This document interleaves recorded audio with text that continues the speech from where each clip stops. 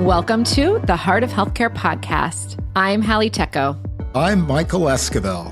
And I'm Steve Krause. And every Monday, we bring you the latest in healthcare innovation as we sit down with entrepreneurs and industry experts. So buckle up and join us as we figure out how to improve healthcare for all.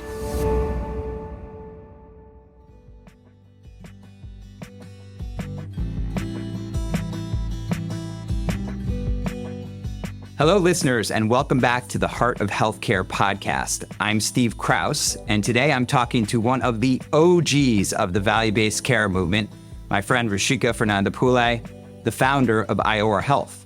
Rushika started working in value-based care and on the concept for Iora over 20 years ago and grew the company to be one of the leaders in this very important space in healthcare and ultimately taking it to successful acquisition by One Medical about 3 years ago. Very excited to have you on, Rushika. Thank you. It's great to be here, Steve. Well, so Rushika, you are still a practicing doc, or at least you still have your license, yes. I know. And I want to start because, we have a lot of different folks who listen to Heart of Healthcare, but a bunch who are probably doctors thinking about making the jump into entrepreneurship, or maybe they have an idea that's germinating in their head and they're wondering whether they should make the jump. I'm curious, walk us through how you did that, because back when you did it, it wasn't a common thing for doctors to switch. Yeah, so when I did it about 20 years ago, it was very, very, very, very rare. I remember when I was in medical school, I wanted to learn about the system and realized the system needed to change, and actually was at Harvard Medical School and thought about going to the business school. And now, of course, they have joint degrees and lots of people who do it. But back then, when I suggested that I go to the business school, I was literally told by folks in medicine, look, son, you could be one of us or one of them. Really? That was not just bad, it was evil. It was the dark side, I think, were the words that were used. And there was no joint degree back then? No, absolutely not. Wow. And what year was this? This was 1992, so wow. This was not the dark ages. So I ended up going to the Kennedy School of Government, which was a master's in public policy, which was acceptable, but then you can take any class you want at the business school and just walk across the river. So I think it had been quite rare for physicians to do this. For me, we have to help change the system, right? I think lots and lots of physicians look at the way we deliver healthcare and realize how screwed up it is, and they just complain. Or they quit and become real estate agents or novelists or something. And what I said is maybe, this is our system. We ought to help fix it. And that going through the business route, actually creating models that work better, getting customers to vote with their feet is a good way to try to make the system change. So that's why I did it.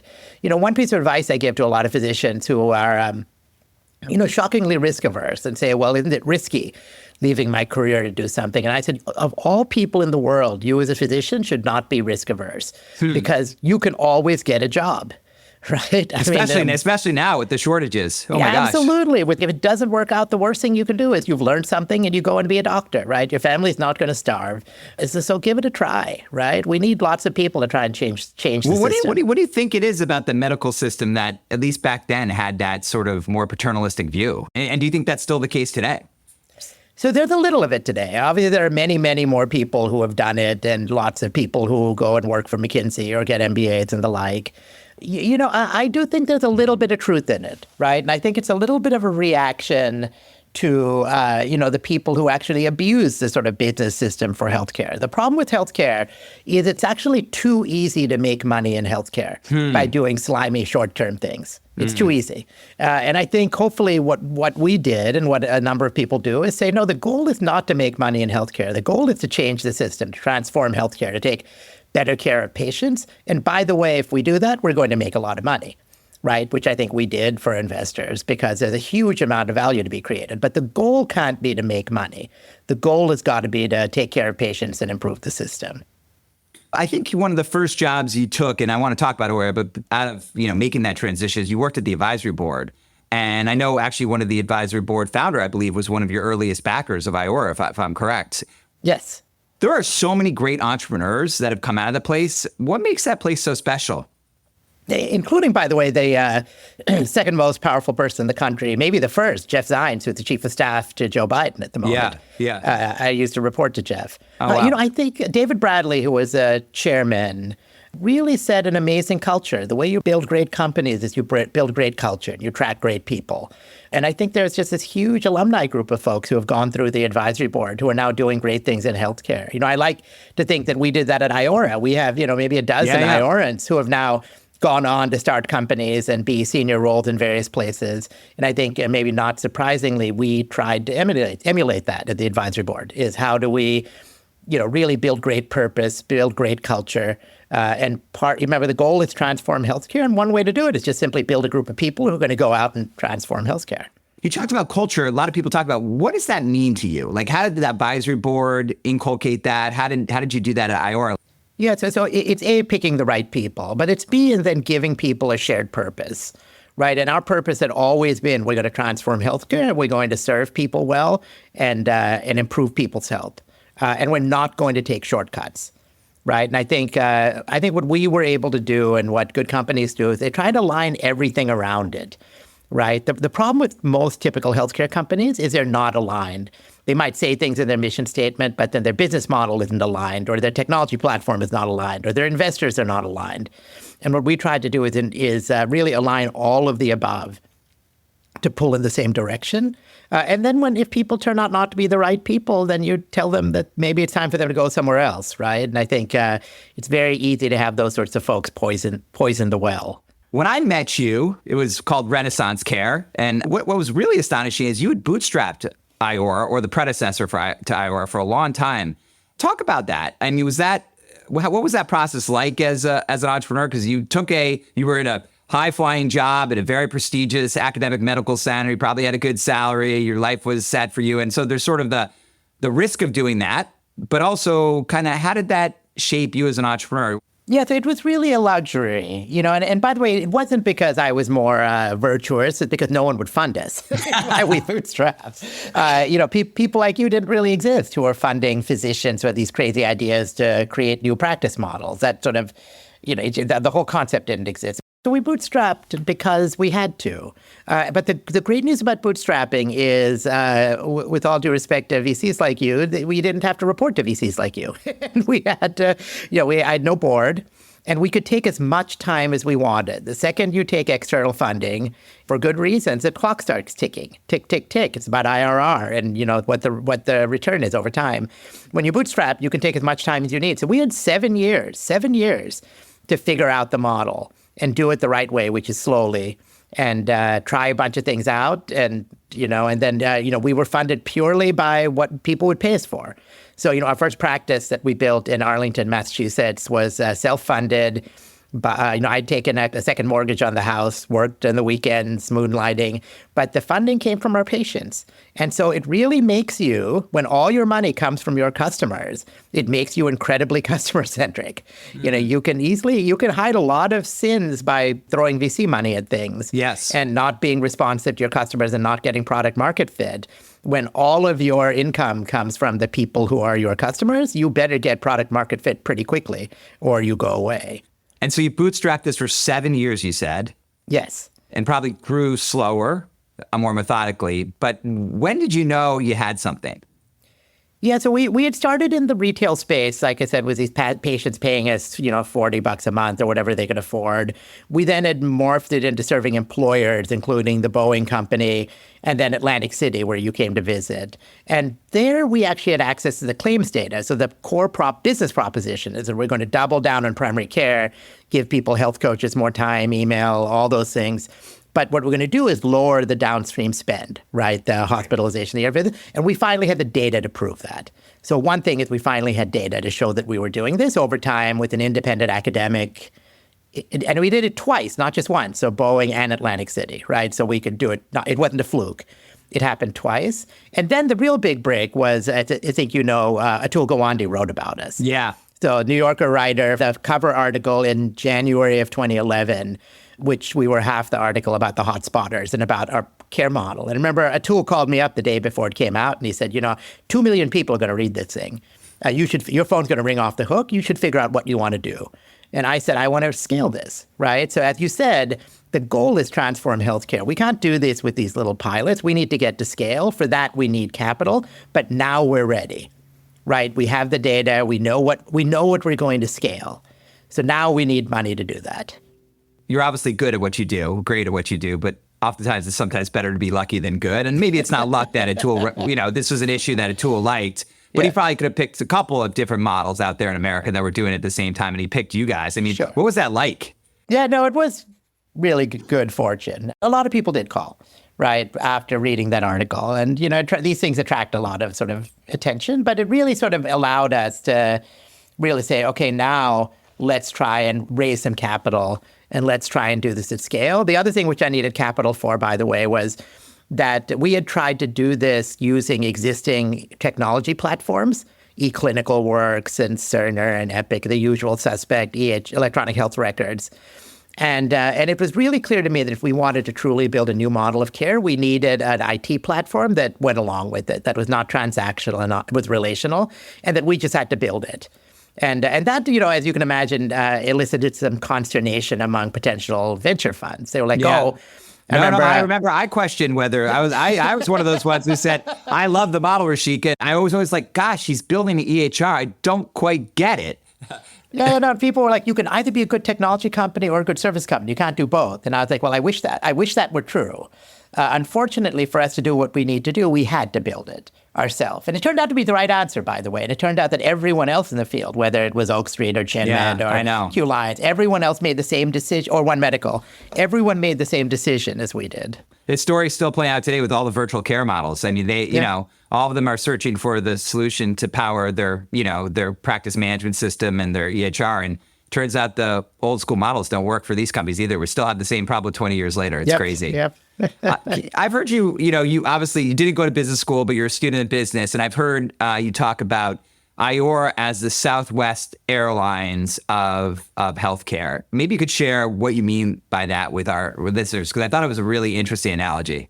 Yes, I think, the goal of Iora was always to transform healthcare, change the system. It wasn't to build a company. It wasn't to make money. It was to transform healthcare. And whenever you want to transform something, you need to have a theory of change. And my theory of change was this, what I call the Southwest Airlines theory of change, right? So U.S. Airlines circa 1980, high fares, awful service. What changed? It wasn't the government mandating things. It wasn't Delta and American waking up and deciding to be better. It wasn't consultants. It wasn't conferences, right? It was one thing. It was a new entrant, Southwest, who shows up in the market, breaks what people thought were rules. What do you mean the pilots help clean the planes? What do you mean you only have one kind of plane? What do you mean you take off within 30 minutes, right? And then get customers to vote with their feet. And that not only gets those customers lower fares and better service, but it kicks Delta and American and et cetera in the behind and said, we better change or we'll lose our business. So my theory of change was that we have built in this country a medical industrial complex. We have built, it's health systems and doctors and health plans and consultants and pharma companies. And despite the rhetoric, they have zero interest in changing. They're fat and happy. They're pigs feeding at the trough. And the only thing that will make them change is a credible threat that we better change what we do because someone's doing it better and getting customers to vote with their feet. So that's why I call it the Southwest Airlines theory. And can I push you on that? Because I'm a huge believer intellectually, emotionally. I want to spend a good bit of time in this podcast talking about value-based care. Obviously, you're one of the OGs, as I said, in this space, so you're a believer. But why isn't there a national Southwest Airlines, to use your analogy, in healthcare right now? I mean, despite 20 years of effort, lots of government-funded programs, lots of great entrepreneurs like you who've scaled companies, why aren't we even close to being there yet? Yeah, because it's really, really hard.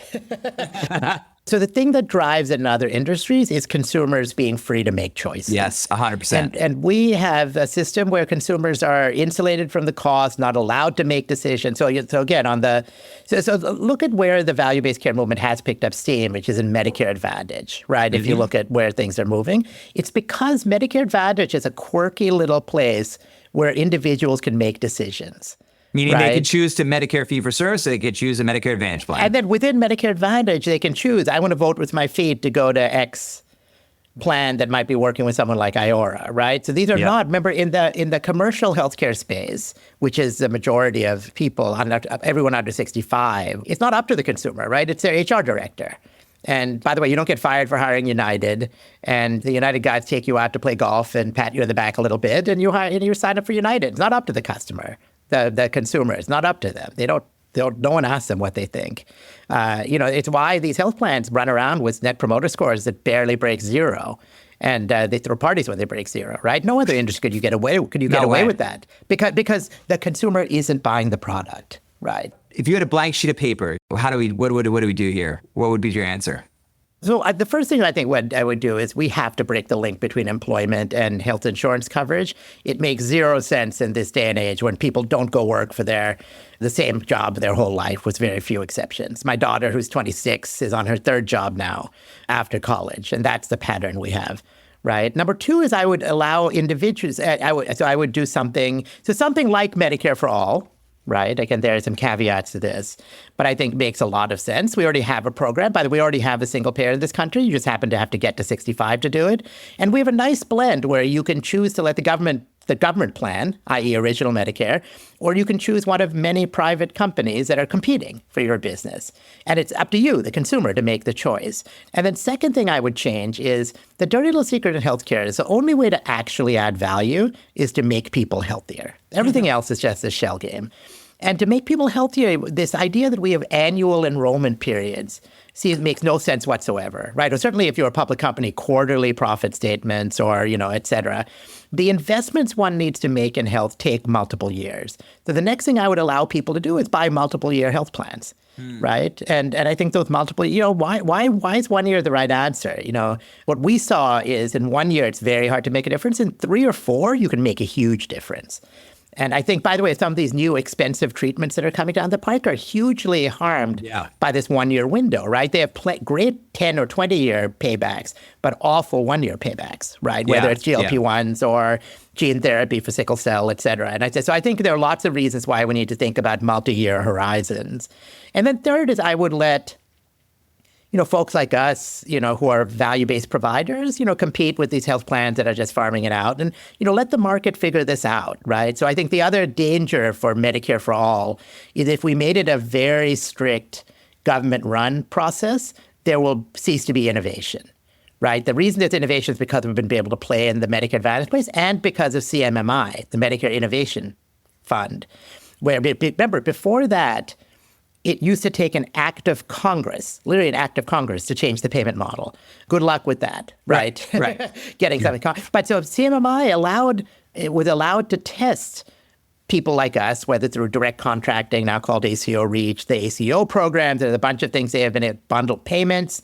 And many of them haven't worked, but that's the whole point of innovation, is you try a bunch of stuff. Some stuff doesn't work. You stop doing it. Some stuff works. You double down on it, right? And I think that's exactly what we need. So we need sort of some sort of universal coverage. We need to be able to think in multi-year timeframes. We need to let a bunch of different models compete. And we need to sort of let some fail and let others grow. One other thing you said is getting consumers involved in healthcare, which I actually think is the other tool in the tool shed, including, we'll talk about digitization. Those have always been the 3 North Stars for me. I'm curious, on the consumer front, things like ICHRA or even some of the companies that have gotten into the consumer model, how do you view those? Where are we in the state of kind of consumerization of healthcare right now in your mind? Yeah, so like I said, on the Medicare side, half of people are now in a Medicare Advantage plan. And so I think we've hit the tipping point. And there are a lot of people like Iora, Chen, Oak, go down the list. And some of them are jokers and they will go away and it's fine. But others are going to do well. On the commercial side, we're just beginning to see this, right? And it's actually a little crazy how slow employers have been. Oh, it's amazing, to move on this space. We were able to find, a small number of employees to work with, people like the Boeing company, like some of the union trusts. And by the way, if you notice that what's in common with those is there are people who their employees stick around forever. You go to work for Boeing, you work your whole life. Right, you're in a union, right. You're made in Las Vegas or a carpenter in Boston. You're going to be there your whole life, right? So it makes a lot of sense for them. By the way, people like Starbucks or Lowe's Home Improvement, it's a problem, right? Because they churn their workforce. Which is why I really like these ICHRAs, right? Or what people at one point thought the exchanges would be, which is where individuals, again, if you think about it as an employer, like why exactly, if I own a taco store, am I in the healthcare business? Why am I in the healthcare business? I make tacos. Right. And so what I should do is I should say, look, I should give you $8,000, pick a number, and you go buy a health plan and buy one that's good for you and your family, and let someone else buy one that's good for them and their family. Why am I picking one plan for everyone? And so I love the idea of these ICHRAs. Now, it's still very early on. in it. It's a very tiny number of people. One problem is the ICRAs right now are driving people to the exchanges, and most of the exchange products are built on Medicaid chassis, Yes, which are problematic for a bunch of reasons. Speaking of consumerism, I remember, unfortunately we didn't end up working together. And then, you build an Iora, and I read a press release that you've taken a decent size of capital, Series B round from Tony, who was the founder of Zappos. And I was like, huh? First of all, how did that happen? Because this was early days, as you mentioned, yes. in, not only in digital health, but in like doctors, like trying to improve healthcare. And he was a consumer guy to the core. I'm curious, one, how did you get a check from the Zappos founder? And two, like, what did he teach you about this whole idea of consumerizing healthcare? So this was, as you said, very early on, Steve. We had a couple of practices. We had one in Las Vegas serving the Casino Workers Union, the sister union of the one in Atlantic City that you came to visit. And then we had one at Dartmouth College. Tony at the time had just moved Zappos to Las Vegas, and he decided he was going to do a thing called the Downtown Project. He was going to transform downtown Las Vegas, and do urban renewal. And one of the things he wanted to do is he was going to build a charter school. He was going to build some new restaurants, some new apartment buildings, but he needed better healthcare. And so he had heard about us serving the casino workers in Vegas. They're the biggest block of people. So I got a call. Tony Hsieh would like to meet with you to see if maybe you could build a practice for him in downtown Vegas, which we did, by the way. It was called Turntable Health, with this crazy guy called Z-Dog MD, Zubin Damania, who's like this rapping doctor from Stanford. But in any case, so I go to meet with him. So I fly to Vegas, and JetBlue flight 777. It gets to Las Vegas at 10 p.m. He wants to meet at midnight, downtown cocktail lounge. It's one of these these little speakeasies where you have a secret knock, and the code was Tokyo 365 to go into the door. So we sit down and we literally have a drink for 45 minutes, and I talk about what we're doing, and he says, it's great. I want to do this in Vegas. And he says, okay, well, let's sign a contract to have you build a practice for us in Vegas. I was like, great, we're in. And he said, by the way, are you raising money? And we were just thinking about a B round. I said, well, we're about to. And he said, what are you thinking of raising? So it's just on the spot. I was like, I think we're going to raise about $12 million. Our existing guys will put in 8 of it, but I need someone to come in with 4 to lead the round and set the price. And he said, well, what's the price? I made up a number on the spot. I was like, we'll do it at a $36 million pre or something like that. He said, great, tell her where to send the check. And he had an assistant next to her. I was like, what do you mean where to send the check? He said, I'm in. I was like, don't you want to see a spreadsheet, a business plan, a slide deck? He's like, no, all that stuff's a waste of time. He said, I like you. I like the idea. Just send me the papers. I'll sign it. And so he let her be around. Wow. A little easier, no offense, than working with the typical VCs in Boston. Yeah, no offense taken, man. Good job. By the way, he invested at a $36 million pre. We sold at $2.1 billion. Like, he did really, if he had not died, he would have done really well, right? Yeah, it's very tragic what happened to him. But one of the things that Tony really taught me was really about that part of the link is not just treating customers well, but treating employees really well, right? And I think that's what Zappos did amazingly well. This loop, right? If you want to change the world, you treat your employees really well. And again, back to culture. They will then treat customers well. By the way, treat your employees poorly, and then you wonder why they treat the customers poorly. Like, wake up, right? After raising that round, continued to grow, you grew the business to great success, ultimately decided to sell to One Medical, I think about 3 years ago, if I'm correct, almost exactly. Why sell your baby that you'd worked on 20 years of sweat, tears? What was the decision there to make that at that point? Yeah, so remember, the mission was transform healthcare. And what I realized is transform healthcare is we had to get to some scale, right? So when you're small and cute and fuzzy, no one bothers you. If you're big and powerful, no one bothers you. But there's this valley of death. And where were you at this point? Just to give us we were 50 practices. We were $300 million in revenue. We were in eight or 9 different states around the country, but it was very fragile still. And what I realized is we just need to power through this valley of death. And we thought about our options. We thought about going public and raising more money. This was a big time of SPACs, if you remember, and every SPAC in the world was showing up trying to find a company to buy. But really, I thought the best way to really preserve the mission right? So I'm a big fan, by the way, of that the job of running a company is not just optimizing shareholder value, right? The Milton Friedman theory is like you've got to have a balanced view, right? Because they all feed on each other. This is back to Tony, is you need to serve your employees really well. You need to serve your customers really well. You need to serve your community and your mission well. And you need to serve your investors and give them a return. And if you do it right, you don't trade off those things. And I really thought the thing that would really do that would be merging with another advanced primary care company that was complementary to us, right? So One Medical had grown up alongside of us. Tom Lee and I started our practices almost the exact same time, 20 years ago. We were sort of friends and stayed in touch. They had migrated to the under 65 world, and they had several 100,000, largely employer clients and some retail clients, but pretty much all under 65. We had migrated to the Medicare world and did people with seniors and said, wouldn't it be cool to put these two things together, right? And create this sort of One Medical for life, where you could age people into the Iora model. So the biggest problem with Iora was that in the end, if you remember, you need to actually improve people's health. We did a great job keeping people out of the hospital, but if you wait till someone's 65 to actually give them good health, the proverbial horse is out of the proverbial barn.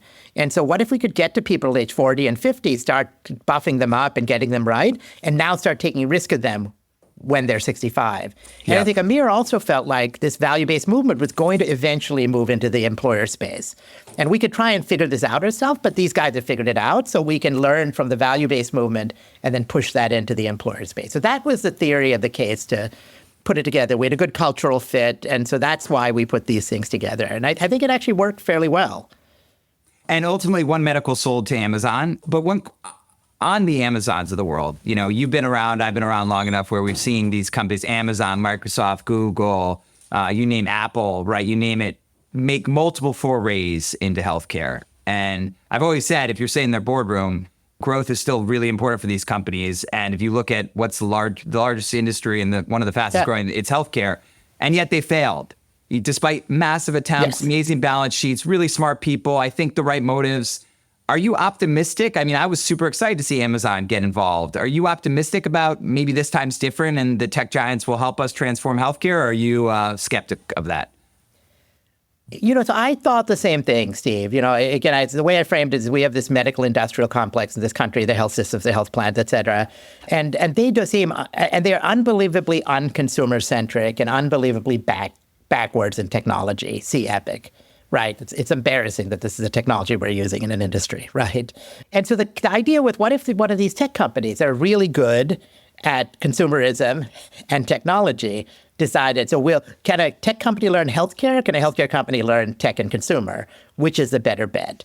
Now, it turns out that the healthcare companies aren't very good at becoming consumer-centric and technology, but it turns out that these tech companies are not very good at learning healthcare. Why is that? So I think it's largely because of hubris, to be quite honest, right? Mm-hmm. There's a bit of this, we fixed the taxi companies and we didn't ask them what they thought. We fixed hotels. Airbnb was more than every hotel company in the world. We didn't ask hotels what they thought. So you stupid healthcare people, thank you for doing what you're doing, but move aside. We got this, right? And I think that's the problem. And you see what Amazon has been doing on the Iora side. And they're making just decisions that reflect that they don't understand the business they're in, right? Just don't understand the business they're in. It's unfortunate because if we want to consumerize our industry, you'd think that these companies could be very helpful to do so. They could, and maybe what they need, and I don't think it's impossible, but I just think that the wave, and you've seen this wave, right? You see CVS try to divest of things. You see Walgreens divesting of their Village MD thing. You see Walmart pulling out. And so these things are cyclical. I still think that, so these guys dominate the economy. And by the way, with AI coming down the pipe, this gives them another bite at the apple, right? I agree with that. This time might be different where they can actually really help. Add some value, right? Yeah. And thinking a healthcare company will figure this AI stuff out is silly. But you've got to be able to do both, right? You've got to be able to both understand the healthcare system and delivery of care and the technology, the AI. You've got to do both together. One or the other won't fix the problem. Well, Rushika, this has been an amazing tour de force of your journey and also your thoughts on our system, which is what this healthcare podcast is about. It's always really fun to talk to you, my friend. Can't wait to see what you do next. And thank you for joining us in the Heart of Healthcare today. Sure. Thank you for having me, Steve.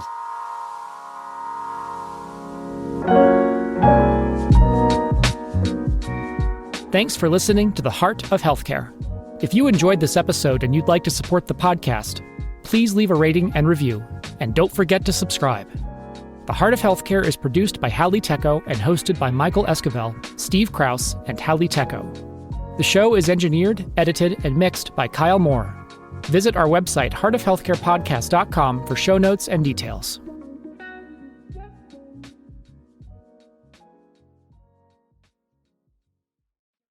Bombas presents unsolicited gifting advice. Number 1, if they say not to get them anything, get them something. 2, underwear is a great gift, just not for your boss. And 3, those absurdly soft Bombas socks and slippers you've been eyeing for yourself, they'll love those. And the fact that for every item you purchase, another is donated to someone who needs it, they'll love that even more. Go to bombas.com/Wondery and use code Wondery for 20% off your first purchase. That's bombas.com/Wondery, code Wondery.